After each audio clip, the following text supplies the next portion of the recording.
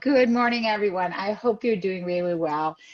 We are now in the process of recording this amazing CBC Phoenix Series mindfulness session.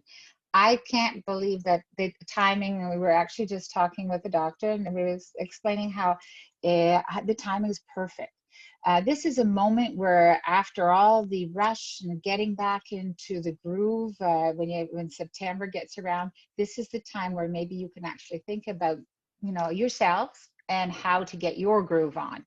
So I want to take a moment, first of all, to thank our supporting partners. We've got the Pakistani Business Council, the British Business Group, Dubai, South African Business Council, who are our sister councils who have worked together with us to make this such a special occasion. But it wouldn't be without our amazing panelists that we have today.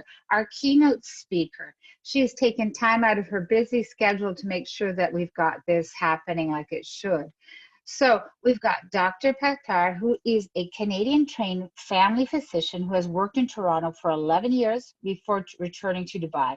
She grew up in Dubai and after her schooling left for a university in Canada. She received an undergraduate degree in philosophy from McGill University. Oh, we've got a lot of people from McGill, so we were going to have to get you in that McGill group. Okay, so this is exciting. Before joining medical school at the American University of the Caribbean in St. Martin. Dr. Patkar completed her family medicine residency at McMaster University, Canada, after which she joined a clinical practice downtown in urban Toronto.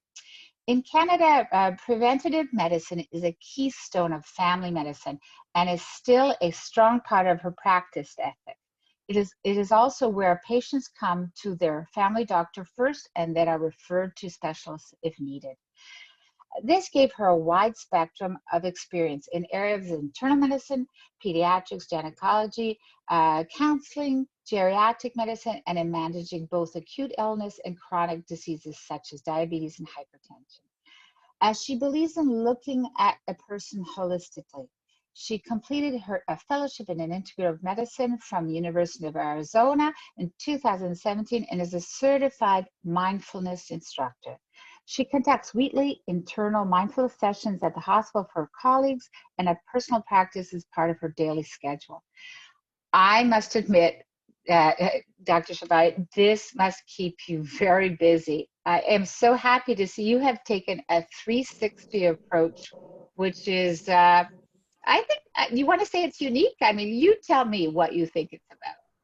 Welcome. I think, well, thank you for welcoming me to this group. It's nice to be part of something Canadian after moving back to Dubai, I have to say. I came back in 2015 and haven't really been back since then, so it's nice. I think I was always inclined towards a more holistic view. It just makes more sense. It's a lot of personal satisfaction for me, and I think for people that I deal with as well. And there's a huge mind-body connection that I've always believed in. This seemed just like a natural path for me to go down. Oh, I love the fact that you kind of just letting your destiny help you along the way then. It definitely felt like that.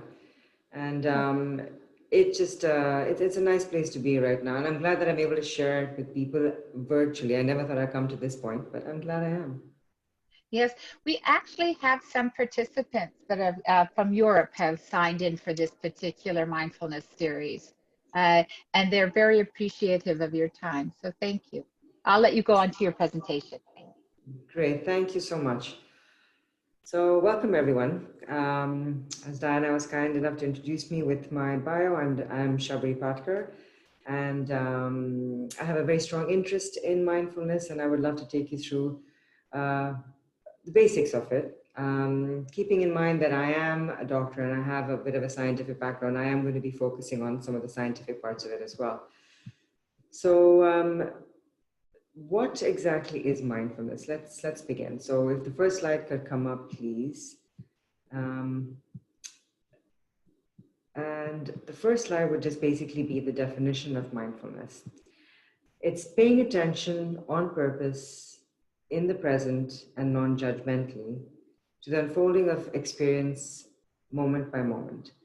This was coined by Dr. John Kabat-Zinn. He is basically the founding father of mindfulness, if one wants to have a founding father. He's a molecular biologist working in this field for the past 30 years, has done amazing amounts of research, and his definition basically sums it up for me beautifully. So what I would like to do is I'd like to go through this definition again and then maybe take it through a brief practice. So again, paying attention on purpose, in the present moment, and non-judgmentally. Let's see if we can bring that together in the next 2 or 3 minutes as we go through a very brief practice. So for those who haven't done any meditation before, there's no right or wrong. Just follow my voice and see if you can just take my guidance. So what I would like everyone to do is get into a comfortable position. If you're in a chair, just make sure that you can hold that position for the next 2 or 3 minutes without moving. If you're on the floor, the same thing. Back straight, but not tense. Your hands can be lying comfortably in your lap, palms up or down. And now I invite you to close your eyes because it's what I'm going to be doing.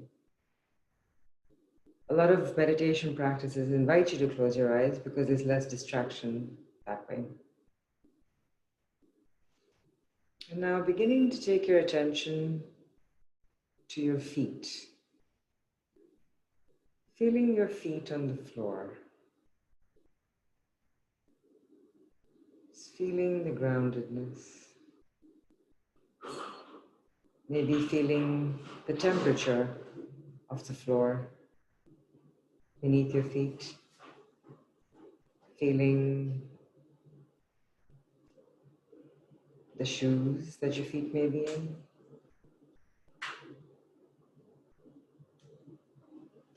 Just observing it. And then moving up to where you're seated, the point of contact where you feel supported by the chair you're in or by the cushion you're sitting on.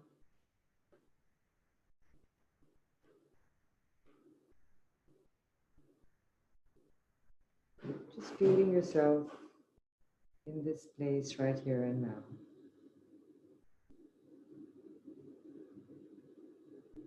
And now I invite you to take your attention to your body as it breathes. Just feeling yourself breathe.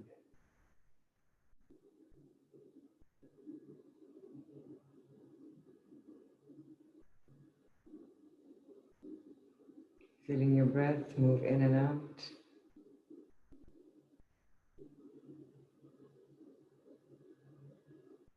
Where do you feel it the strongest?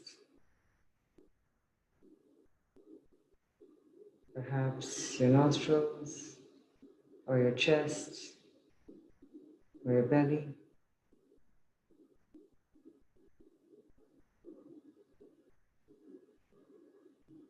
There's no need to control it.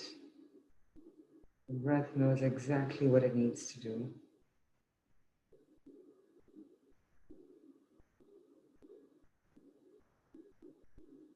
And where is your mind? If it has wandered away, it's fine, that's what minds do. Just gently bring it back to your breathing.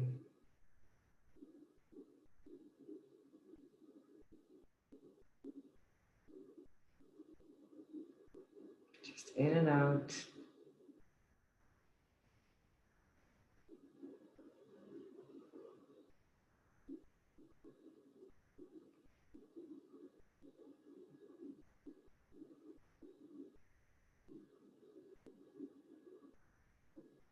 And again, where is your mind? Perhaps it stayed with your breath, but perhaps it wandered away again. And if it did, just gently bringing it back to your breathing.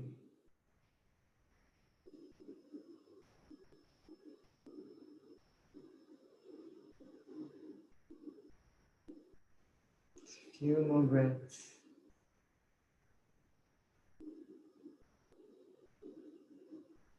In and out.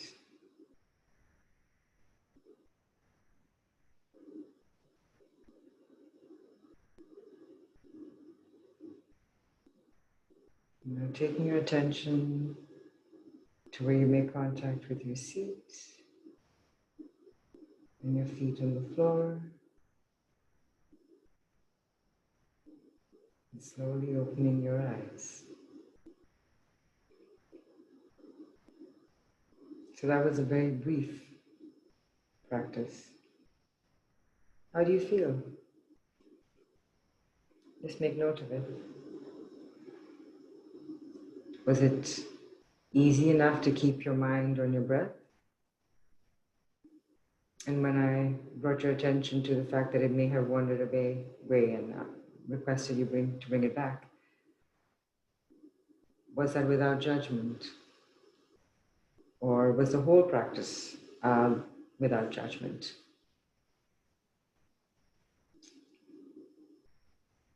Just things to consider as you move to this talk. So again, mindfulness is paying attention on purpose, in the present, and non-judgmentally. And if we could move on to the next slide, please. Yes. Thank you, Dr. Shabari. That is actually, I think, one of the best ways to help us actually unwind and actually be able to pay total attention to what's going to go on in here. To help you, Absolutely.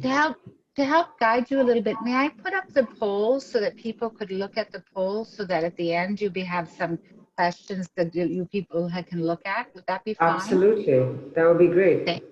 Thank you. The poll is up there, so ladies and gentlemen, please help yourself. Look at it.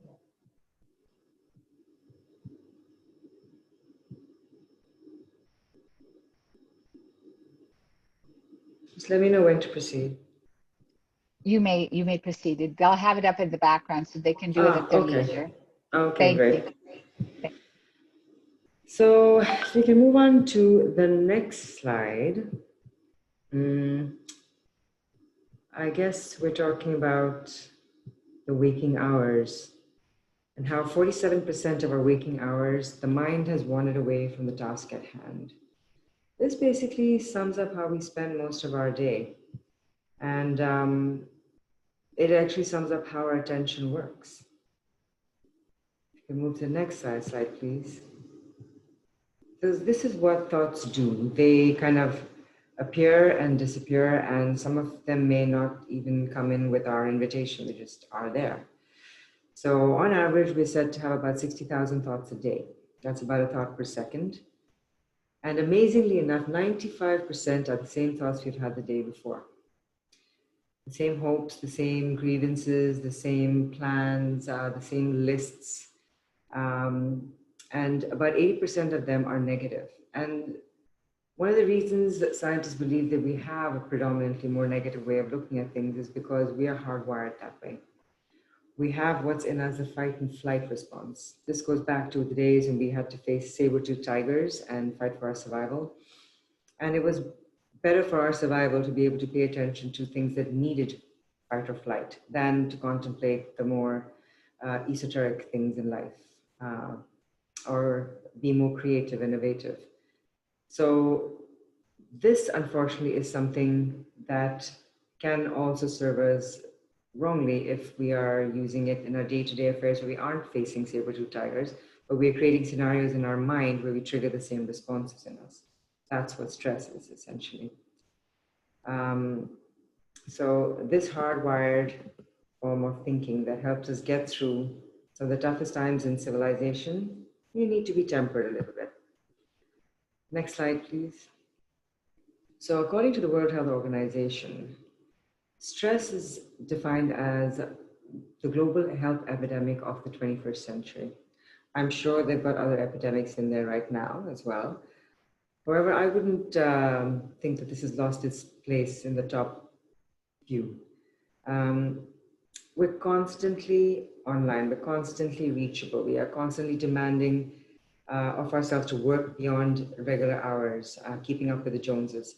And it isn't something that's getting any better with all the devices and all the apps and the Twitters and the Instagrams and the Facebooks out there. A survey of global employee assistance program data of about 100,000 employees across Asia, North America, South America, and Europe and Africa, South Africa, revealed that depression, stress, and anxiety were about 82% of the visits in 2014. And this number had come up since 2012, where it was 55. And I think these numbers are still on the rise. Next slide, please. So here we have something called the Yerkes-Dodson curve. And the reason I bring this up is because I want to talk about stress just because I think a lot of people need mindfulness predominantly in this day and age to manage stress in its various forms.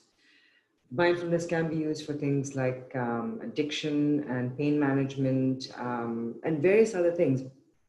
But I'm going to hone this talk more along the lines of stress management. So if you look at the curve over here, we have the left and the right side. And essentially this curve is telling us what things get us stressed. Now, if we have not much in life that challenges us, I'm looking at the left side of the curve. We are working way below our potential, way below our capacity. We don't feel challenged, we don't feel motivated. It's stressful, and we release the same stress hormones as if we were in fight or flight. Now, as we're given more tasks to do, or as we are brought to call forth more of our potential and our capability, our competence, we start feeling more motivated. We start performing better. We start feeling more focused. We have more meaning to what we're doing. And then as this progresses, we hit the peak of the chart, of the curve. And this is where we're in peak performance. This is where the tasks at hand are balanced by our competencies. And things are flowing well. This is the place where a lot of people get to experience a state of flow, where things just move really smoothly. And time loses its meaning, and you get into a state of being where things are just moving really well. And at this point in time, a lot of people seem to then want to bite off more than they can chew. And that's where your tasks at hand call for more than your competencies or capabilities. And even though we think we're coping well, we're a little bit deluded because we start experiencing stress, the negative part of stress. That's where we start falling off the curve, and we're going into the red section now. This is where you can start feeling fatigued, exhausted, where panic, anxiety, and anger can start, and people experience burnout even. So this has got to do with a lot of physiology, which I will discuss later on.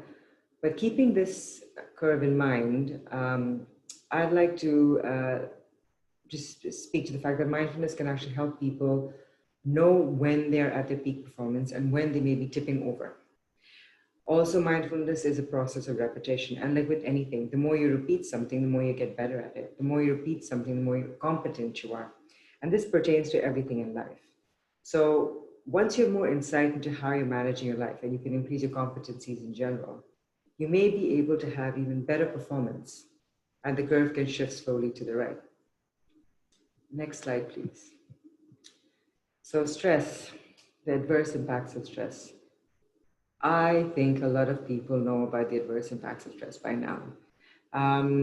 Physiologically, emotionally, mentally, it really takes its toll on you. And stress would be what was on either side of the curve, the extremes. So even in my office, I have to say, people come in with all sorts of physical issues, but about 80 to 90% of them would have some underlying stress or anxiety or mood disorder. And I wouldn't even call it a disorder. I would just call it a state of being, because they are just taking everything at face value, and they don't have the coping skills because they don't slow down enough to just take in the present moment.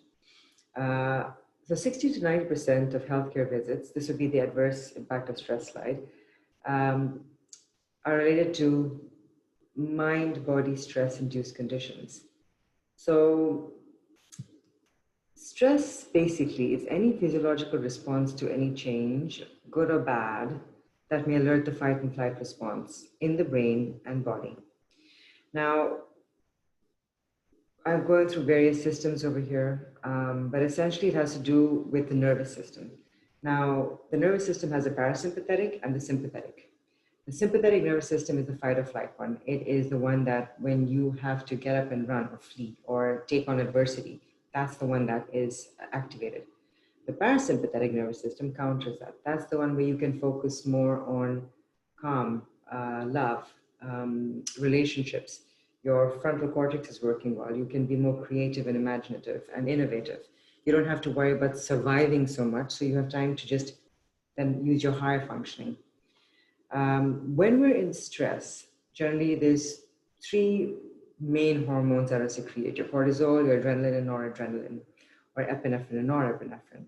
And they have various effects on the body. For example, the cardiovascular system. Blood vessels actually shrink. Your kidneys want to retain more salt and lose potassium, so that basically drives up your blood pressure. Your nervous system may have a lower tolerance for pain in general, so you may feel more chronic pain. It interferes with your rhythms, like your circadian rhythm, for example, so there's problems with insomnia. Cortisol also increases inflammation in the body, so more inflammation within your vessels, muscles, everywhere. It can cause you to have thickened blood, because if you are in a fight or flight situation, you get cut, you want to heal, you wouldn't want to bleed all over the place. It's not an environment for creativity. It is not an environment where you actually get to use your the prefrontal cortex, which is the higher brain. Now, let me just have a quick look down over here. There are a lot of studies that support this as well. And this has been studied as much as can be studied. There are also studies in mindfulness to address these very things, or the effects of mindfulness on the physiology of a person, that would actually counter these things or help you manage them better. I would like to now talk about stress in a different way, though. Now, stress has been made the bad guy. It is something that causes us to feel pretty bad, wretched, chest pain, abdominal pain. Oh, another thing cortisol does, it makes you hold on to fats because you have got decreased insulin. Your insulin doesn't work as effectively. But where we have gotten if we didn't have our flight and flight response, where if we didn't have these type of primitive reactions or primitive go-to mechanisms that preserved us. And I think that has to do a lot with our belief systems. There is a talk on the next slide that I'd like you to view. It's a condensed talk by a researcher known as Kelly McGonigal, and she outlines stress really well in terms of good stress as well. So if you could play the slide, please.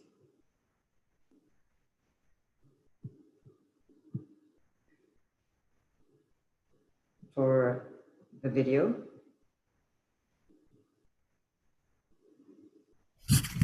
I have a confession to make. For years, I've been telling people stress makes you sick, but I've changed my mind about stress. I want to change yours. Let me start with the study that tracked 30,000 adults in the United States for 8 years.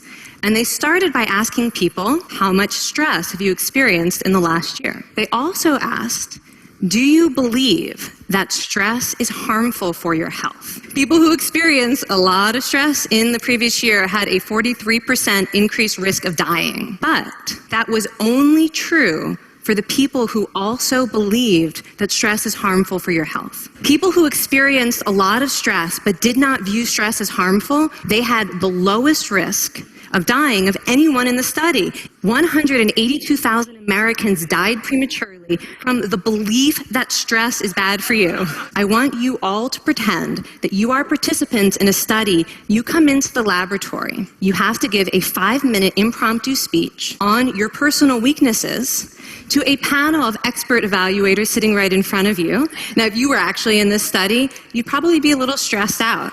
Your heart might be pounding, you might be breathing faster. Normally, we interpret these physical changes as anxiety, but what if you viewed them instead as signs that your body was preparing you to meet this challenge? Now, that is exactly what participants were told in a study conducted at Harvard University. And participants who learned to view the stress response as helpful, well, they were less stressed out, less anxious, more confident. Their physical stress response changed. Now, in a typical stress response, your heart rate goes up and your blood vessels constrict. But in the study, when participants viewed their stress response as helpful, their blood vessels stayed relaxed like this. Their heart was still pounding, but this is a much healthier cardiovascular profile. It's a lot like what happens in moments of courage. we need to talk about a hormone, oxytocin. Oxytocin makes you crave physical contact with your friends and family. It enhances your empathy. Your pituitary gland pumps this stuff out as part of the stress response. And one of its main roles in your body is to protect your cardiovascular system from the effects of stress. Your heart has receptors for this hormone, and oxytocin helps heart cells regenerate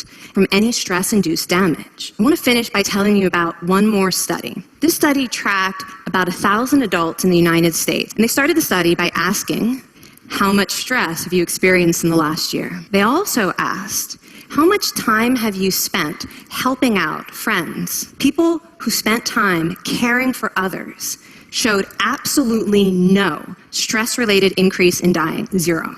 When you choose to view your stress response as helpful, you create the biology of courage. And when you choose to connect with others under stress, you can create resilience. Thank you. Thank you. And could be, yeah, perfect. Go to the slide above that said good stress, if you wouldn't mind. Yes. So this is the slide that I wanted to talk to you about after the video. I don't know how many of you have heard about good stress before.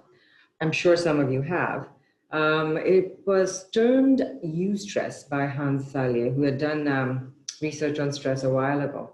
Now, one of the things about good stress is, as you've heard in the talk, it depends on your belief system.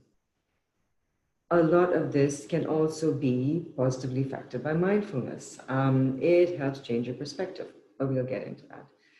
Interpreting bodily cues.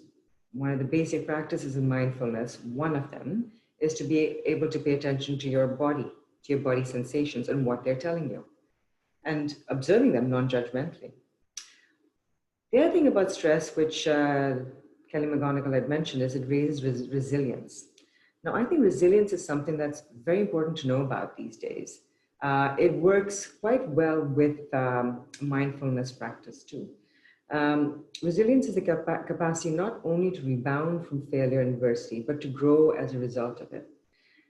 So a lot of studies have shown that some of the basic qualities of someone who's resilient is that they don't view things as obstacles, but as challenges, shift in perspective. They're able to commit to things. They like to have meaning in their life. Meaning is a very important thing for happiness and positive mental health. They set smart goals, achievable goals that boost their confidence, and they don't mind getting into routine because they know routine and practice is what leads to mastery. And they also know what they have control over. They don't get bogged down in things they don't have control over. This always reminds me of something known as serenity prayer, and you may have heard it. Again, I don't mean to bring anything religious into this, but it is just a very beautiful way of looking at things, and it speaks to this.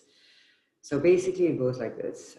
Give me the serenity to accept the things I cannot change, courage to change the things I can, and wisdom to know the difference. I love it also because it pertains to so many of the basic principles of mindfulness. And some of the things that resilient people don't do is they don't believe that things are permanently good or bad or pervasive. For example, if you've had a bad presentation at work, people who generalize to, oh, I'm just terrible, I always do a bad job, you will never like me. That's permanence, that's pervasiveness. They're extrapolating from that one incident to their whole lives or to themselves. Another thing resilient people don't do is take things very personally. This presentation went terribly. I am just the worst presenter ever. Maybe not. Maybe it just wasn't set up for you to succeed. Maybe there wasn't enough of support for you to succeed. It's important to get perspective, and things change. That's just the way they are, and you move ahead and you have to learn to let things go. Another important aspect of mindfulness. The last thing on this slide, chasing meaning is better than avoiding discomfort. This I find is also something important to look at, because when you chase meaning, you work with a different part of your brain than when you avoid discomfort. Chasing meaning, you use your left prefrontal cortex. That is the part of your brain that's associated with good feelings, positive emotions, creativity, social connectedness. Whereas if you what motivates you is avoiding discomfort, then you're using the right prefrontal cortex, and that's more associated with negative feelings of anxiety or hostility, depression. And so perspective really makes a big difference in a person's life. Next slide, please. And this is the slide of eustress versus distress.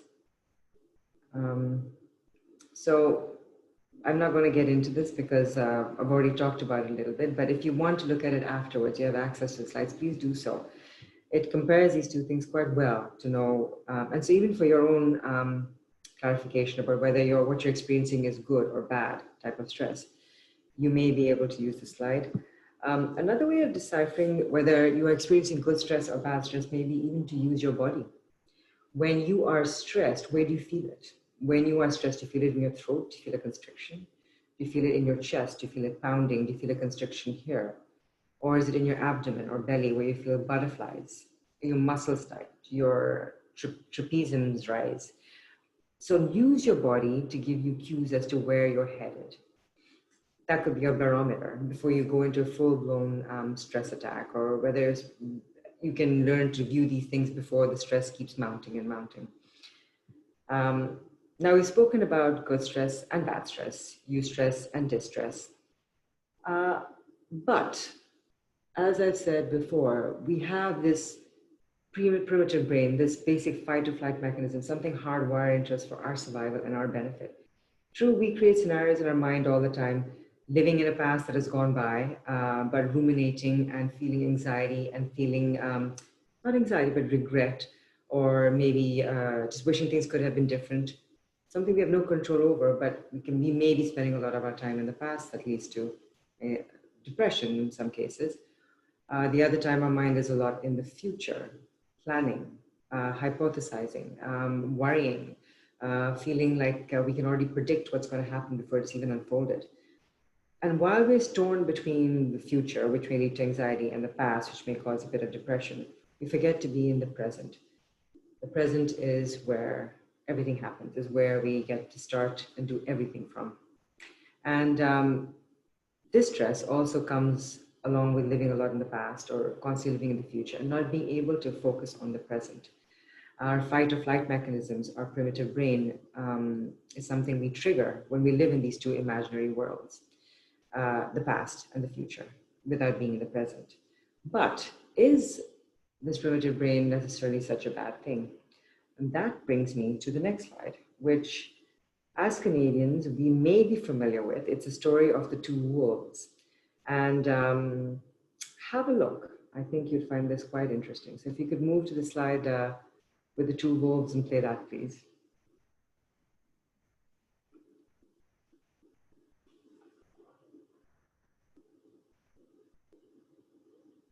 Many of us have heard the Native American story of the two wolves.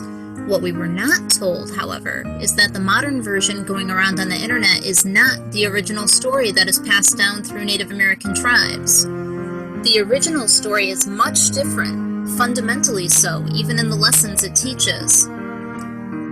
This is the internet version you may have heard. An old Cherokee is teaching his grandson about life. "A fight is going on inside me," he said to the boy. "It is a terrible fight, and it is between two wolves. One is evil. He is anger, envy, sorrow, regret, greed, arrogance, self-pity, guilt, resentment, inferiority, lies, false pride, superiority, and ego." He continued, "The other is good. He is joy, peace, love, hope, serenity, humility, kindness, benevolence, empathy, generosity, truth, compassion, and faith. The same fight is going on inside of you, and inside of every other person too." The grandson thought about it for a minute, and then asked his grandfather, "Which wolf will win?" You might have heard the modern censored internet story ending like this. The old Cherokee simply replied, "The one you feed." In the Cherokee world, however, and in the original story of the two wolves that has been passed down through Native American tribes, the story ends this way. The old Cherokee simply replied, "If you feed them right, they both win," and the story goes on. You see, if I only choose to feed the white wolf, the black one will be hiding around every corner waiting for me to become distracted or weak and jump to get the attention he craves. He will always be angry and always fighting the white wolf. But if I acknowledge him, he is happy, and the white wolf is happy, and we all win. For the black wolf has many qualities: tenacity, courage, fearlessness, strong-willed, and great strategic thinking that I have need of at times and that the white wolf lacks. But the white wolf has compassion, caring, strength, and the ability to recognize what is in the best interest of all. You see, son, the white wolf needs the black wolf at his side. To feed only one would starve the other, and they will soon become uncontrollable. To feed and care for both means they will serve you well and do nothing that is not a part of something greater, something good, something of life. Feed them both, and there will be no more internal struggle for your attention. And when there is no battle inside, you can listen to the voices of deeper knowing that will guide you in choosing what is right in every circumstance. Peace, my son, is the Cherokee mission in life. A man or woman who has peace inside has everything. A man or woman who is pulled apart by the war inside him or her has nothing.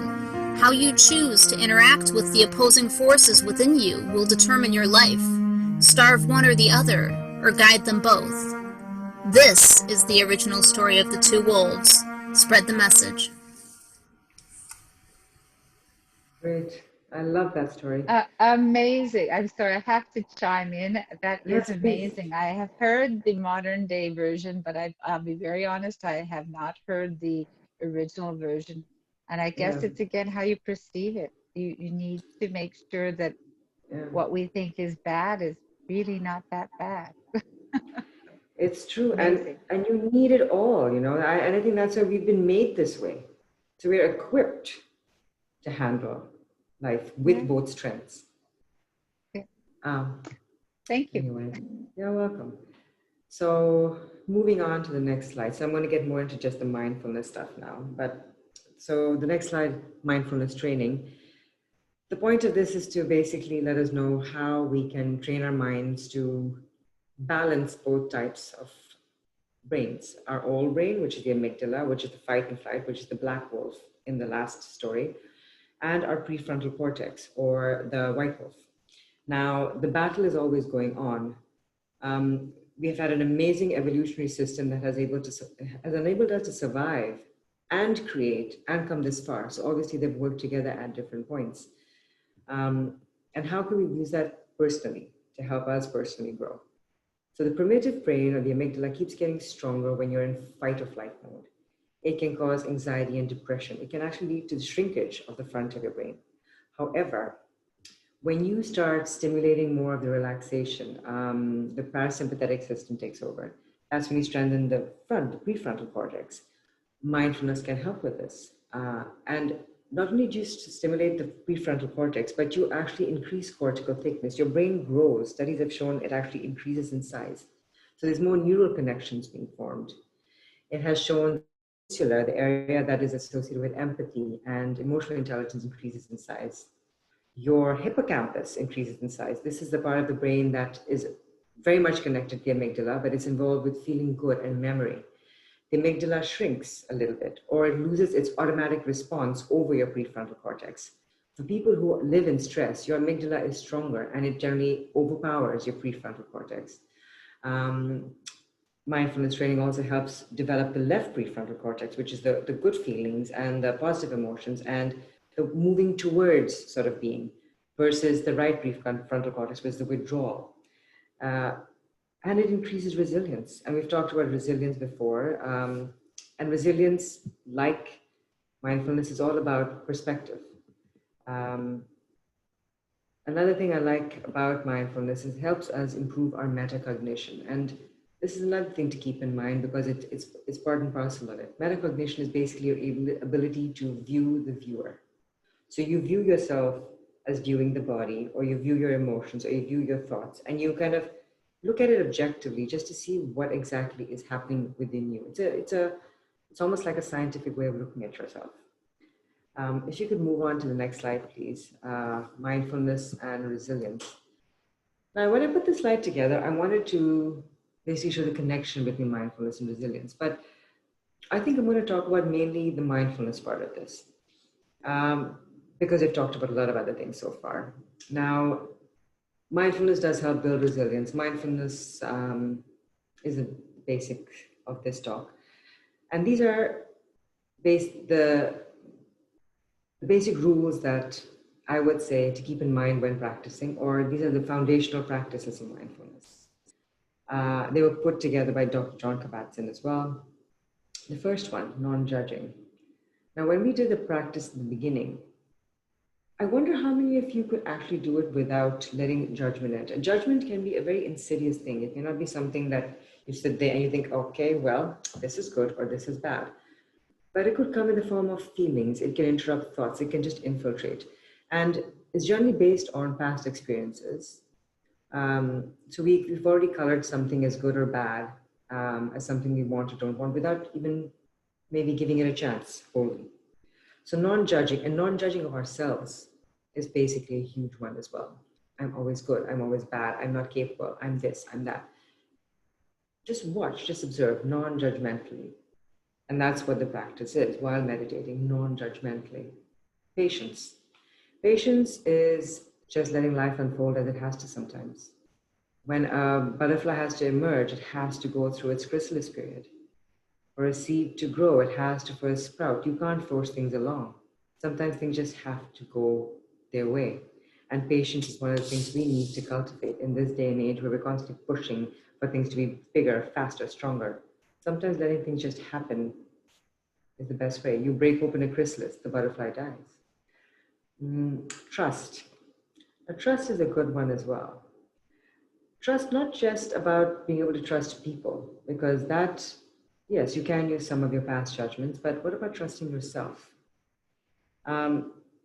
Trusting yourself may be very hard at times, but when you learn to observe yourself, when you learn to see things with a non-judgmental lens, or maybe see yourself with a non-judgmental lens, you may be able to be in the moment long enough to observe it clearly so that you can trust that you would do the right thing. Learning to trust yourself. Non-striving. This is a big one. We are constantly moving fast. We are a very goal-oriented society. We're a very goal-oriented generation. Constantly moving faster, pushing harder. If you're not doing something, you're wasting time. What about just letting things unfold a little bit? Instead of striving, trusting yourself that things will come to an end, the proper end that they need to be at, even without having to push constantly. Because in that pushing, you may miss out on a lot of things that are right in front of you because you just don't see them along the way. Acceptance. Hugely important, I think. Without seeing things the way they are and accepting things the way they are, how do you move to the next step? This doesn't always have to pertain to bad things, but good things as well. If you can see things the way they are, then that lets you actually plan for the future better. I think it's a huge part of mindfulness, just accepting things the way they are. It's easier to let go after that. Now, there is a story that comes from South India about traps they would use in South India to catch monkeys. Now, they would put a banana in a coconut shell, and a coconut shell would be cut in half. And they made a little hole in the coconut shell that was cut in half, and tie a banana on the other side of it, connected by a wire. And then they would connect it to the tree or attach it to the tree. So monkey would come along, he'd see the banana, he'd shove his hand in, grab the banana, want to pull his hand out. But he couldn't without letting go of the banana. So as long as he held on to it, he was stuck to the tree. But the minute he let go, he could move away. Over there, if people can just accept that, okay, you know what? Right now, I'm stuck. Right now, my hand is here holding a banana. I'm not going to get out of it. You have to accept it. And then you've also got to learn to let go when it needs to happen and move on. And beginner's mind. This I love. This is like looking at things from a child's point of view sometimes. Not a naive, but just freshness in things. I think after you live a long time or live enough, you kind of feel you know the way things are, you know the reactions, you kind of have already seen how things are going to unfold, and it's already colored the whole situation. what if you actually looked at everything as a fresh moment? Because quite honestly, nothing that's happening now has ever happened before, actually. And even though things may turn out similarly, there's always a bit of a difference. And when you learn to look at the same thing maybe with fresh eyes, maybe you'll see more opportunity there. Opportunities for so many things, personally, work-wise, anything. One of the things you could do to try this out, maybe even to look at someone you've known for a long time, and just imagine what you would see them as if you didn't come in with preconceived ideas or judgments. What if you're meeting this person for the first time? How would you see them with the freshness? Just things to keep in mind. And a lot of the time, when you start practicing these things, you don't know that they're actually working. It's like when you start playing the piano and you have to practice scales. You may find it boring, you may not know what's happening, but after about 3 years, you're playing the piano pretty well. How did that happen? You just practiced and you accepted or you trusted that the process was going to work. And that's a similar thing with mindfulness.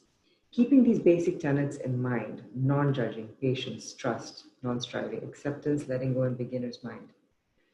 It helps you develop resilience, for one. But the other thing is just practicing these things, you learn to expand your working memory in a way. That is the amount of life that comes at you is processed quickly in your brain and then you can act. This helps you open that view up even more. So you can almost take life in a more integrative fashion before acting on something. Next slide, please. And here again, I'd like to bring up the definition. So mindfulness is paying attention on purpose, in the present, non-judgmentally, to the unfolding of experience moment by moment. You know, it's something you can consider mindfulness an exercise in focus, an exercise in attention. And mastery is something that is normally only achieved through focus and attention. Next slide, please. So one of the things that happens when you start practicing being in the present moment or practicing letting go of things is you become more aware of your life as it happens. And you may not be living in autopilot as much. What's autopilot? Autopilot is when you get into your car in the morning before you go to work, and then you arrive at work. And what happened in between, you really don't have much of a recollection of. You've been thinking about your to-do lists or what happened at home or things that you might have to face at work, and you just arrive. So your mind knows the way, your body knows the right moves, when to turn right, when to turn left, when to press the brake. That's autopilot. And that's how people live a lot of their lives. Once they get to see a thing a few times, they stop paying attention to it with the beginner's mind and it goes into autopilot. It does serve you at times because you don't want to waste your attention on things that may not be moving your life forward. You can't focus on everything all the time. But through practice, you also come to know where there are moments you do want to be paying attention and not being in autopilot, like when you're with your kids at the breakfast table, or when you're with friends, or when you're experiencing something beautiful in nature. Instead of going into automatic routine, just to be present and let that moment enter you totally as it is right then. It opens up life in lots of different ways. And if life is just a series of moments, wouldn't it be good to show up for a couple of them? Time flies. It doesn't have to fly per se. And then the breath. The breath is something that is a foundation of a mindfulness meditation. It's something that we or people who teach meditation generally ask you to focus on because of a couple of reasons. It's always there with you. It's very reliable. It also gives you insight into how you're feeling, if you're breathing shallow, if you're breathing fast. And it may also be able to control those emotions. When you breathe slowly and you breathe out slowly and you take deep breaths, you're stimulating your parasympathetic nervous system. That's the nervous system that counters your fight and flight one. So breath can always be used in lots of ways. The next slide, please. To react versus respond. Now, I think this is a very important slide because one of the things we do in life is we have a lot of knee-jerk reactions. We tend to get stuck in habit loops, and if faced with similar situations, we tend to react, and then we may have regret. We may not be able to invite new possibilities and new ways of doing things into our lives. Whereas if you actually lived in the present moment and took a moment as it was, you may be able to stop, take it in, and then formulate a response. This is something, again, to do with active working memory. That's the part of your memory that helps you take in your environment, integrate it, and formulate a response. For people who are reactive, it's generally a very narrow focus. Through mindfulness, and it just is the way the practice works, you tend to expand that a little bit. So you have time to take things in and even formulate a response, not a reaction. And that may change your relationships at work, in your personal life, even with yourself. You would stop beating up on yourself so much if that's your typical response to things. You've gone out, you've had a meal, you know you should be saying no, but it's a reaction. Maybe after practicing mindfulness, and they use mindfulness for eating as well, you can learn to curtail those drives. I might actually just browse over this. Is go over this slide really quickly, because I think I would actually like to take you into a practice. But since the poll asked about mindfulness and the ways of practicing, just 20 minutes a day is enough. A minimum amount of time that's required, according to research, is about 8 weeks, 20 minutes a day for 8 weeks. That gets you enough hours in to form certain pathways. So there is something called Hebb's rule.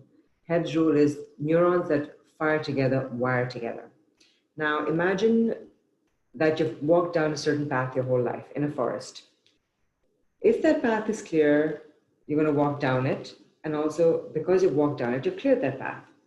So what mindfulness is training you to do is basically start walking down another path, maybe. And you walk down it once or twice, and then if you stop, things are going to grow back. But if you keep walking down that path, things won't regrow, and you will actually form a path. And then that becomes a habit, and you can form a whole new habit. And generally, 20 minutes a day for 8 weeks helps start setting those neurons in place. Of course, then practicing for years helps that develop even more. But this is what research shows. It helps develop your left prefrontal cortex, the approach-oriented, and also resilience. If you can move on to the next slide, please. Typical practices. Well, I guess if all of you have thought about someone meditating, think of someone sitting quite still in a cross-legged position, maybe with a cushion underneath them in a very zen space. It doesn't have to be like that at all. You could be at work, on your chair, doing a practice. A formal practice generally involves sitting with, in a very grounded posture, maybe shutting your eyes and focusing on your breath. But you can practice mindfulness almost in any aspect of your life. Whether you're ironing, or you're running, or you're swimming, or you're driving, or you are taking a walk in nature, you can practice mindfulness of walking. While walking, just being fully aware of your body and the feet on the floor. You can be washing dishes and just be aware of how the water runs over your hands, each movement of your hands, how the utensils feel. Just any practice that helps you get into the present moment, non-judgmentally. It's amazing how much of life starts opening up for you. And that frenetic pace, that franticness that sometimes you feel, I wish things would just stop so I could get off. That starts decreasing with just practices. A formal practice, of course, is something that helps because setting a routine helps people get mastery over anything. But even practicing for 2 or 3 minutes a day, maybe while brushing your teeth or doing some regular chore, is better than nothing. Now, if I could move on to the next slide, please. We talked about this, a formal and informal practice. So I'd like to actually take you through a 3-step breathing space. And this is the next one. Next slide, rather. So 3-step breathing space is just a title given to what could be actually a very basic mindfulness practice anyway. It's short. It's something you can use when facing a situation where you know that you're feeling frazzled, or you're going to go into a frazzled situation, or you've come out of a frazzled day. But essentially, it's being able to take in things as they are, come to a place of groundedness, and then expand that and approach the day again. So if you wouldn't mind, I'd like to take you through a brief 3-step breathing space practice right now. So again, if you could come into a comfortable position, seated wherever you are with your feet on the ground, palms in your laps, spine straight, but not stressed. And close your eyes, please. And ask yourself, what is my experience right now? Just noticing it. What's happening in your body? Are there any aches and pains or tightness? What's happening with your emotions? Is there a predominant one? Is your emotion coloring how you're approaching this whole situation right now? And then observing your thoughts. Where are your thoughts?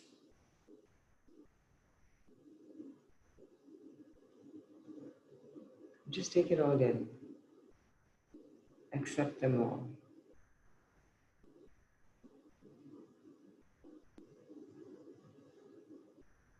Just acknowledge your thoughts, emotions, and body sensations.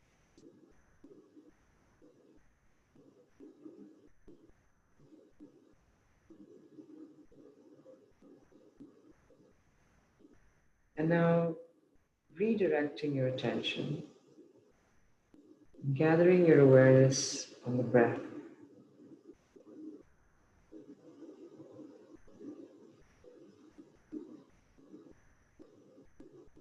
The breath as your anchor.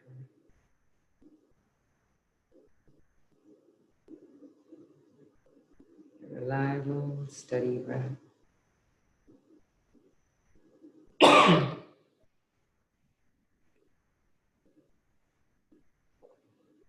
Just breathing in and breathing out.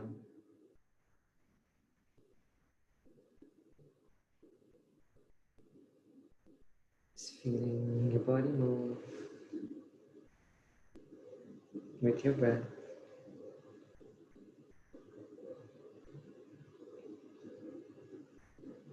Perhaps feeling your chest rise and fall, or your belly rise and fall.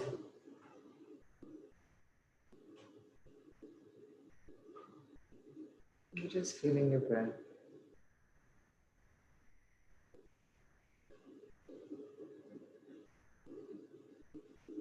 Whatever is going on, try and be okay with it.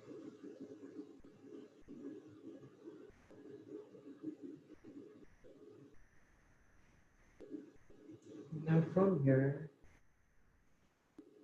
taking your attention out again, with a sense of softening or opening. Taking in your emotions, whatever may be there, and your thoughts, non-judgmental.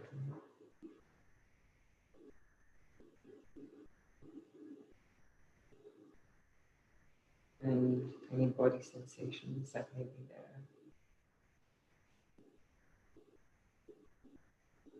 And breathing into any difficulty.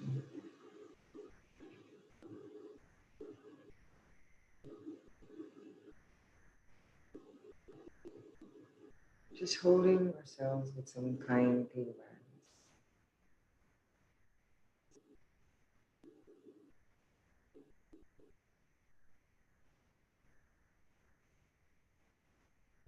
And now keeping this sense of openness in mind, and groundedness. Opening our eyes and continuing with the day.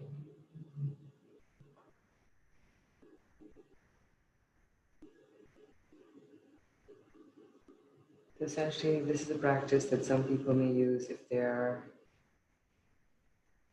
like I said, feeling frazzled, coming back to the breath, which is where you can get centered and grounded, and then taking that with you back out there again. How do you feel after doing that?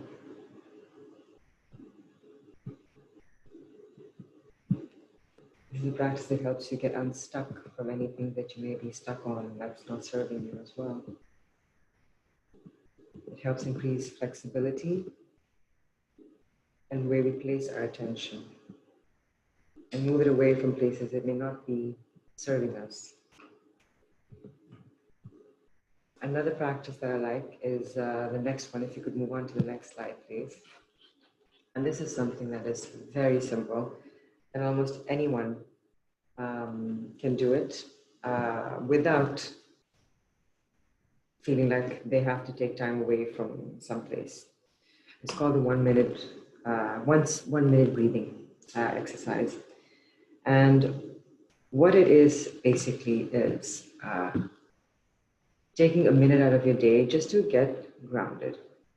So what I'm going to ask you to do is count your breaths. You don't need to shut your eyes. You don't need to breathe anything other than the way you're breathing naturally. Just follow your breath as you are naturally breathing in and out. Every cycle is what I'm going to count. So 1 in and 1 out is 1 cycle. Another one, breath in and breath out, is another cycle.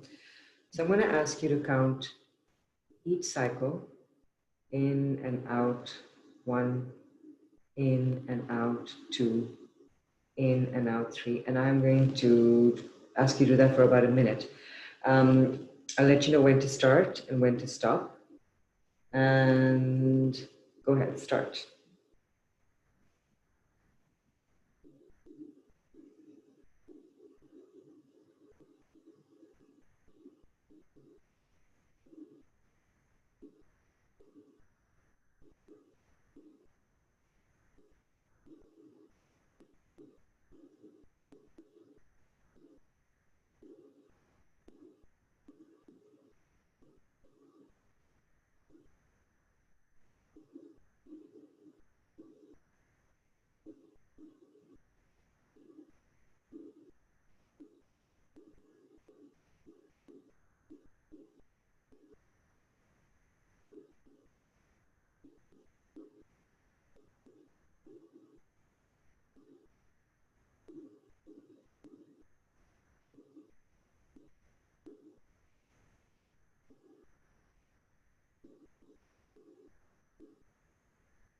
And stop.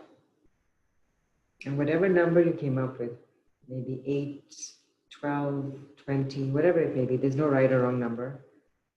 Those are the number of breaths that you generally take in a minute. And you can take this with you to practice at any time before you're going in for a stressful meeting or before entering a stressful situation, maybe when you're coming out of one, or even just periodically throughout the day. If you feel just bring it into your life 3 or 4 times a day, maybe even 5. Just take a minute at your desk or home or wherever you may be. And for that 1 minute, just focus on your breath. Just focus on being present. Being present in your life.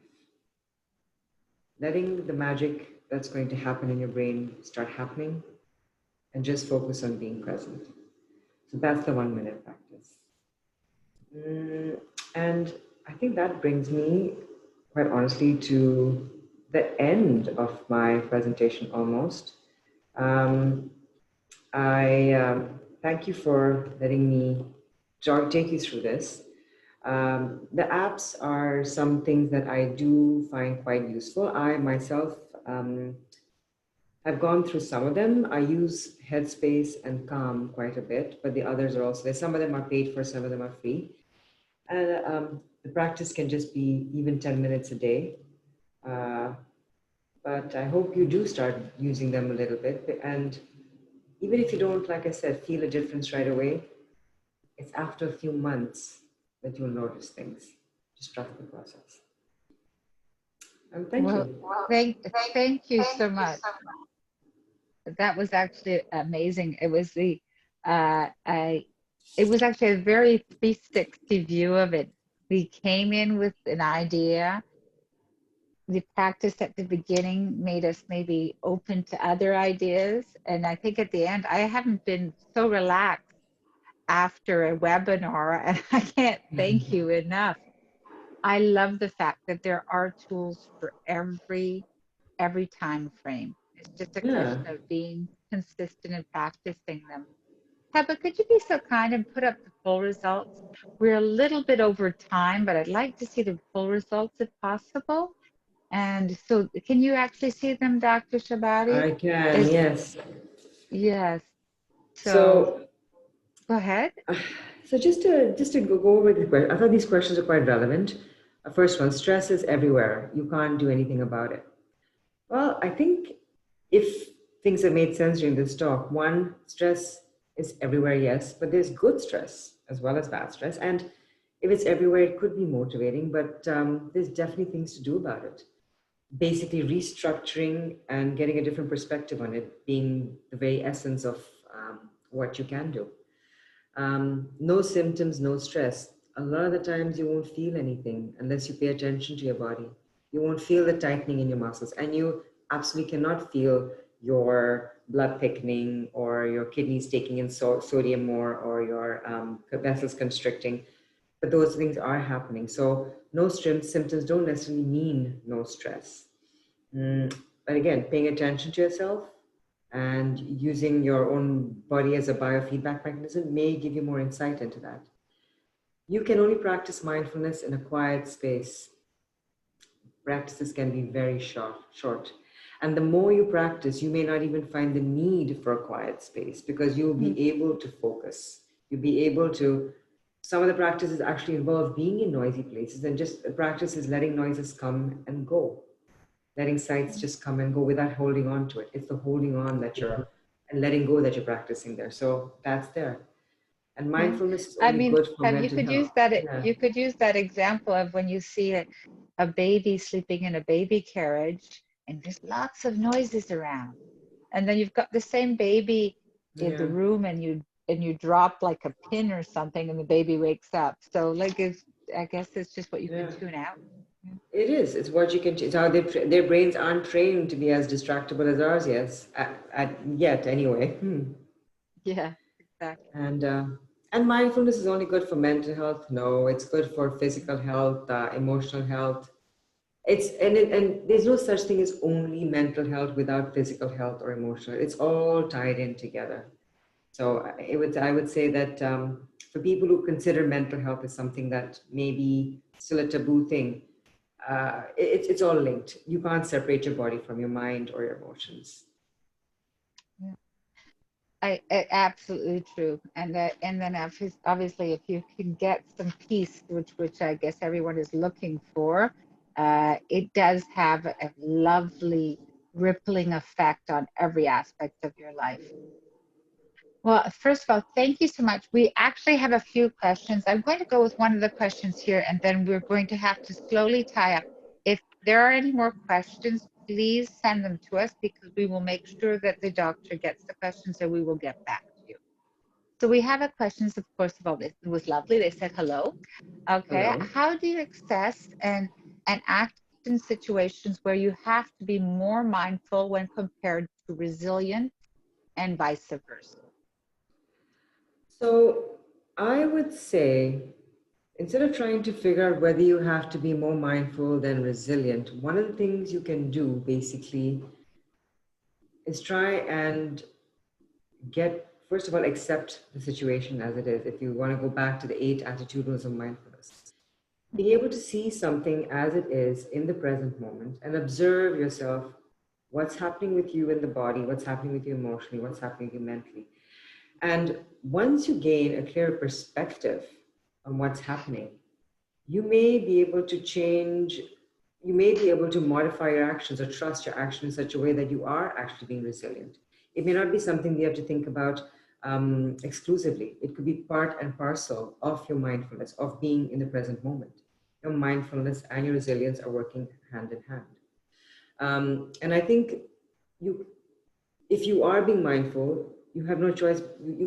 You have no choice but to be resilient in a way. And if you are being resilient, you are automatically being mindful. Resilient doesn't mean resistance. Resilient means being able to grow from adversity. Yeah, And that I makes think absolute sense, because the okay, fact that, again, you're not treating what you think that may be the bad reaction as yeah. the bad. Just as an off, there's some of the things. One of the terms you come across in some resilience articles is something called post-traumatic growth. So essentially, without any trauma, you won't become very resilient. It's a very layman's term of, in a way, layman's way of saying, through adversity, you actually build these muscles of Yes. resilience. Yeah. I think there's actually some songs about that too. What doesn't kill you makes you stronger. There's probably a version. Yeah, literally. I'm going to leave it to one more question, and unfortunately, after that, we're going to have to call it a day, but that doesn't mean there won't be another occasion. Okay. Uh, has your perspective on mindfulness changed? Like, from maybe even as an example, let's say during this COVID situation, have you seen there's been some like even more need for it? Have you seen that it's been more accepted? I don't know. I'm just putting it out. I think this is a particularly good time in our lives to practice it, and you may almost be practicing it without knowing it, because one of the things that's being I hate to use the word, but I'm going to use it anyway, imposed on us, is this isolated way of living, and you have to accept it. Now, you can either accept it in a way that makes you feel miserable, or you can just accept it as it is and move on. So I think there has been a rise in mood issues, mental health issues. Economically, people have suffered a lot. There have been traumas. There have been things people have to be resilient about. And I think if they came away with some tools that would help them deal with this, change their perspective, maybe strengthen their resilience, it would serve them much better. I think this could be actually a very opportune time to learn these skills. That is actually an amazing summary of what a lot of us believe, that, because again, you're saying, okay, there has been distancing physically, but again, webinars such as this one actually shorten the social distance. We can actually take time. Even the tone of your voice shortens the social distancing. So, as they would say in Italian, my complimenti, my compliments, because it just meant it gave you a little bit of goosebumps, but it made you felt like we were in the same room together. So that I'm Oh, truly thank you. grateful for. I will Thank you. have to call it, unfortunately, a day, because we are very respectful of people's times. So once again, I want to thank you very much, and I want to thank you also of everybody there at MediClinic for working so hard to working sure that this webinar was going together. Thank you again to all our other sister partners, as I like to call them. You see them are up on the screen right now. Thank you again also to the CBC Dubai staff. They work really hard on putting this together. But thank you too for our participants for taking part. Most of all, thank you so much, Doctor, because you have shown that there's a lovely balance between the scientific and the mindfulness together. So that actually, it gives a lot, makes a lot of people need that type of credibility. So we are really appreciative. I also want to take 1 second to thank also our sponsors, because believe it or not, it's our sponsors that have actually made a lot of these webinars possible. They have made our office run strong so that we can be there to be, as I like to say, that CBC has your back. So we're there for you. We're looking forward to seeing you again soon. We're looking forward again to having something together, maybe even, almost physically, which would be lovely. So I want to thank you again for your time. You really did mean a lot to all of us. And for those of you that want to see some more or even practice tidbits of the sessions that like as a guided sessions there, you can see it right there on the YouTube video, which will be coming out. And if not, please contact the doctor. We will also be sending her some information. It's there up on the slide. Basically, have a wonderful day. Thank you so much. And make sure you feed both of those animals inside of you. Yeah, true. Thank you very much for Okay. having me. Have a great Thank you day. too. Take care, everyone. Take care. Bye-bye. Bye-bye.